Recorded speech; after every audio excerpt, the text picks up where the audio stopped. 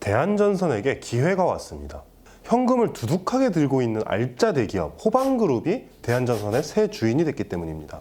대한전선은 일제강점기부터 2000년대까지 거의 60년 동안을 우리나라 전선시장에서 줄곧 1위를 지켜왔던 기업입니다. 그러다가 2000년대 중반부터 설월량 전 회장의 갑작스런 죽음, 그리고 글로벌 금융위기 등이 겹치면서 LS그룹의 LS전선에게 1위 자리를 내주고 말았죠. 대한전선은 과연 호방그룹의 힘을 얻고 이 과거의 영광을 재현할 수 있을까요? 대한전선은 어떤 방법으로 얼마나 멀리까지 뻗어나갈 수 있을까요? 대한전선은 호방그룹의 합류가 이 대한전선의 글로벌 사업에 굉장히 힘을 실어줄 것으로 기대하고 있습니다. 전선업계는 대한전선이 줄곧 국내 1위를 차지하고 있을 때랑 굉장히 많이 달라졌습니다. 이 시장이 글로벌 시장으로 확대됐죠. 당장 대한전선만 보더라도 이 전체 매출의 40% 이상을 글로벌 세계 시장에서 내고 있습니다. 현재 대한전선을 맡고 있는 나형균 대한전선 대표이사 사장은 2019년 5월에 대표이사에 취임했을 때부터 이 대한전선의 해외 사업에 굉장히 큰 공을 들여왔습니다. 이 나 사장은 전체 근무 일정의 절반 이상을 해외에서 보내는 것으로 알려져 있죠. 나 사장은 벨기에 브뤼셀에서 열린 CRU 와이어인 케이블 컨퍼런스에 직접 참석해서 대한전선이 경영 정상화 단계에 들어선 만큼 이제 해외 투자와 기술 제휴를 통해 경쟁력을 확대해 가야 한다, 이렇게 말하기도 했죠.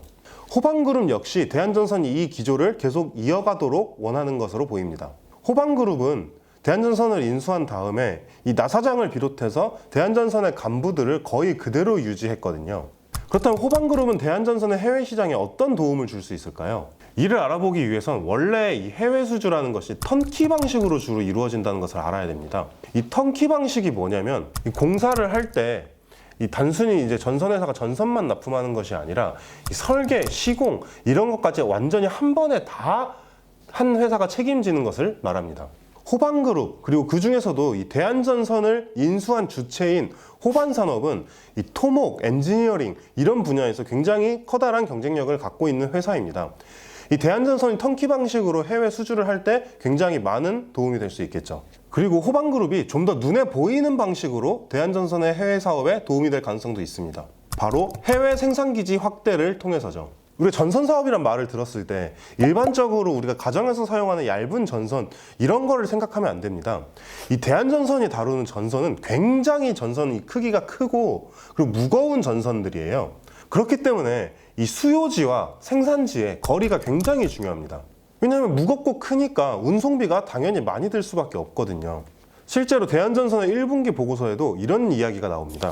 초고압 케이블, 특수 케이블 등 고도의 기술력을 필요로 하는 고부가 가치 제품 이외의 제품은 운송거리 등 물리적 제약으로 수출에 제한이 있다는 단점이 있다. 여기서 이제 초고압 케이블, 특수 케이블 얘기는 운송거리가 중요하지 않다라는 얘기라기보다는 워낙 이 초고도의 기술이 필요한 것이기 때문에 세계에 생산할 수 있는 곳이 몇 곳 되지 않아요. 그렇기 때문에 이런 장점들 덕분에 이 운송거리에 따른 제약을 어느 정도 극복할 수 있다, 이런 이야기로 봐야 될 것입니다. 다시 말해서 대한전선의 이 글로벌 사업, 해외 사업을 확장하기 위해서는 이 각지의 생산 공장을 확보해서 수요지와의 거리를 줄이는 것이 굉장히 중요하다는 이야기입니다. 실제로 대한전선의 라이벌이라고 할 수 있는 LS전선 역시 공격적으로 해외 생산기지를 늘리고 있어요. 최근에는 이집트에도 생산기지를 열었죠. 문제는 이 세계 곳곳에 생산기지를 확보하려면 돈이 굉장히 많이 든다는 겁니다. 지금까지는 이것이 대한전선의 큰 고민이었어요. 왜냐면 대한전선의 주인이 사모펀드였거든요. 사모펀드가 이렇게 아무리 전향적으로 운영을 한다고 해도 마구잡이로 투자를 하기에는 조금 문제가 있겠죠. 하지만 이제는 상황이 달라졌습니다. 주인이 호방그룹으로 바뀌었기 때문이죠. 호방그룹에도 대한전선의 해외 시장 확대는 굉장히 반길만한 일입니다.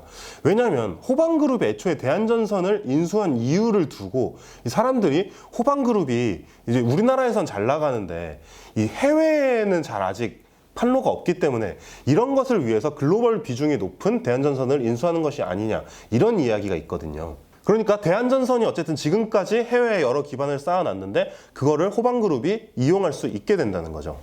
이 말은 호방그룹이 대한전선의 해외 시장 확대를 굉장히 적극적으로 지원할 가능성이 높다는 뜻입니다. 실제로 김성규 호방그룹 총괄회장은 이 대한전선을 인수한 직후에 대한전선에 모든 지원을 아끼지 않을 것, 이렇게 이야기를 했어요. 현재 대한전선은 이 베트남, 남아프리카공화국, 사우디아라비아 등의 해외 공장을 두고 있습니다. 호방그룹의 대한전선 인수와 함께 이 생산기지들이 계속 확대될 가능성이 높다는 이야기입니다. 대한전선 관계자는 이와 관련해서 아직 구체적으로 계획이 나와 있는 것은 아니지만 외부 생산기지 확보는 반드시 필요한 일이기 때문에 중장기적으로 계속 추진해 나갈 것, 이렇게 이야기했습니다. 대한전선이 해외 시장을 확대하려고 있는 상황에서 이 해외 시장의 움직임도 사실 대한전선에게 굉장히 유리하게 돌아가고 있습니다. 최근에 조 바이든 미국 대통령이 경기를 부양하기 위해 대규모 인프라 투자 계획이 있다고 발표했죠. 특히 바이든 행정부는 친환경 정책을 굉장히 드라이브를 걸고 있는데 이 친환경 정책을 펼치려면 신재생 에너지라는 게 안 따라올 수가 없잖아요. 이 신재생 에너지 인프라 건설을 위해서 반드시 필요한 게 뭐겠습니까? 에너지니까 전선을 깔아야 되잖아요. 유럽 역시 마찬가지입니다. 유럽은 사실 선진국들이 모여있는 데잖아요. 선진국이란 말은 이 인프라를 깐 지 되게 오래됐다는 말이기도 하거든요. 이 인프라가 노후화됐다 보니까 요새가 이제 특히 유럽 사람들이 이 인프라를 교체하는 시기라고 해요. 그러다 보니 당연히 여기도 전력 케이블이 많이 들어갈 수밖에 없겠죠. 대한전선의 미래를 보기 위해서 또 한 가지 굉장히 중요한 요소가 있습니다. 바로 해적 케이블 사업입니다. 나 사장은 5월에 실시한 이 조직 개편에서 이 해상풍력사업단이라는 조직을 새로 신설했어요.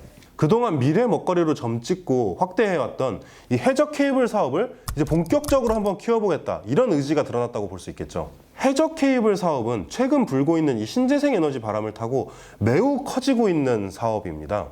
이 신재생 에너지 열풍으로 최근에 전 세계적으로 해상풍력단지 건설 열풍이 불고 있는데, 해상풍력단지니까 당연히 이걸 짓는 데는 해적 케이블이 굉장히 많이 들어갈 수밖에 없겠죠. 글로벌 시장조사기관 CRU에 따르면 해적 케이블 시장 규모는 2020년 2조 6,690억 원에서 2025년 5조 1,087억 원으로 2배가량 증가할 것으로 예상되고 있습니다.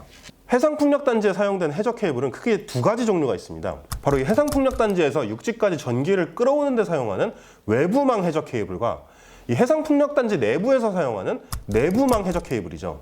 대한전선은 이 중에서 일단은 이 내부망 해적 케이블에 집중할 계획을 세우고 있습니다. 대한전선에게 해적 케이블 사업은 어쨌든 신사업이잖아요. 근데 이 외부망 해적 케이블보다는 내부망 해적 케이블이 조금 더 진입장벽이 낮거든요. 물론 진입장벽이 비교적 낮다는 것이지 전 세계적으로 봐도 이 내부망 해적 케이블을 생산할 수 있는 회사도 몇 되지 않습니다. 하지만 대한전선은 이 기술을 갖추고 있는 거죠. 문제는 역시 돈입니다. 해적 케이블은 진짜 어마어마하게 무겁고 어마어마하게 큽니다. 그렇기 때문에 이게 아예 이 트럭을 이용한 육상 운송은 거의 힘들어요. 그래서 대부분 해적 케이블은 임해 공장이라고 하는 해안에 인접한 공장에서 생산이 돼서 거기서 바로 배를 타고 해상풍력단지로 나가는 이런 방식으로 제조되거든요. 근데 문제는 뭐냐? 대한전선이 지금 임해 공장이 하나도 없어요. 그렇기 때문에 새로 지어야 된다는 소리죠. 여기서 호방그룹의 존재감이 다시 커지는 겁니다. 해적 케이블 생산 기술은 있지만 임해 공장을 짓지 못해 해적 케이블 사업에 본격적으로 뛰어들지 못하던 대한전선이 이 호방그룹의 자금을 만나면서 본격적으로 시너지를 낼 수 있게 됐다는 거죠. 실제로 대한전선은 올해 안으로 이 임해 공장을 짓기 위해서 현재 임해 공장 부지를 물색하는 작업을 하고 있습니다. 계획대로 진행된다면 2022년에는 대한전선은 임해 공장에서 해적 케이블을 생산할 수 있게 됩니다. 그리고 대한전선은 아까 말했던 진입장벽이 굉장히 높다고 말했던 외부망 전력 케이블에도 뛰어들 생각을 하고 있습니다. 사실 현재 우리나라에서 이 외부망 해적 케이블을 제조할 수 있는 기술을 갖춘 곳은 LS전선뿐이라고 알려져 있는데, 사실 이 대한전선 관계자의 말에 따르면 대한전선도 기술 자체는 갖추고 있다고 하더라고요. 다만 이제 이 진입장벽이 낮은 내부망 해적 케이블 사업에 먼저 진출해서 이 수요자들과 신뢰관계를 먼저 쌓은 다음에 그 다음에 진입장벽이 높은 외부망 해적 케이블 사업을 추진하겠다, 이런 구상을 하고 있는 것으로 보입니다. 호반산업이 해상풍력단지 사업에 굉장히 적극적으로 뛰어들고 있다는 것도 대한전선의 해적 케이블 사업에 매우 고무적인 일입니다. 특히 호반산업이 이 대한전선 인수를 계기로 이 해외 해상풍력단지 사업에도 적극적으로 뛰어들게 된다면, 지금까지 사실 이 대한전선의 해적 케이블 사업은 이 서남의 해상풍력단지 등 국내에 국한돼 있었는데 이것조차도 글로벌로 나갈 수 있는 계기가 될 수 있겠죠. 대한전선 관계자는 이와 관련해서 해적 케이블 시장은 세계적으로 무척 고성장하고 있는 시장이기 때문에 무조건 해외 진출을 고려하고 있다, 이렇게 이야기했습니다. 우리에게 익숙하지 않은 기술들 가운데서도 우리나라 기업들이 세계적으로 기술을 선도하고 있는 이런 분야가 몇 가지 있습니다. 그 중에 하나가 바로 전선 분야입니다. 국내 양대 전선 기업 LS전선과 대한전선은 세계적으로 인정받는 전선 기술을 갖추고 있죠. 대한전선의 매각이 사실 수면 위로 떠오른 지는 굉장히 오래됐습니다. 근데 이 매각 얘기가 처음 나왔을 때 이 전선업계자들 사이에서 굉장히 걱정을 많이 했다 그래요. 왜냐하면 중국 업체들이 이 대한전선을 인수하려는 움직임을 보였거든요. 근데 문제는 뭐냐? 이 대한전선이 보유하고 있는 피복 기술, 이 절연 기술이 그 세계 최고 수준의 기술이란 말이에요. 그렇다 보니까 중국 업체가 대한전선을 인수한다면 우리나라 전선업계의 그 기술이 중국으로 유출될 수 있다. 이런 걱정을 했다는 거죠. 이게 단순히 대한전선 쪽에 그냥 얘기가 아닌 게 제가 이 얘기를 들은 게 라이벌인 LS전선 관계자한테 얘기를 들은 겁니다. 그래서 정부가 이런 상황을 막기 위해서 대한전선에 500kV 고압 케이블 기술을 국가 핵심 기술로 지정을 했어요. 이 국가 핵심 기술로 지정을 하면 이 국가 핵심 기술을 보유하고 있는 그 기업은 외부에 매각이 안 돼요. 기술 유출을 막겠다는 거죠. 이 정도로 우리나라의 전선 기술이 세계적으로 인정을 받고 있는 상황입니다. 제가 지금까지 꽃구경에서 수많은 업계를 다뤘죠. 반도체, 가전, 디스플레이, 정말 여러 업계를 다뤘는데 그 모든 업계들이 사실 지금 중국의 매서운 추격을 받고 있습니다. 호방그룹의 품에 들어가 날개를 달게 된 대한전선, 그리고 2000년대 중후반부터 꿋꿋이 우리나라 1위 전선업계를 지키고 있는 LS전선, 이 두 기업이 이 선의의 경쟁을 통해서 우리나라 전선업계를 계속해서 세계에서 제일 가는 전선 시장으로 만들어주기를 기대해 봅니다. 오늘의 꽃구경은 여기까지입니다. 저는 다시 돌아옵니다.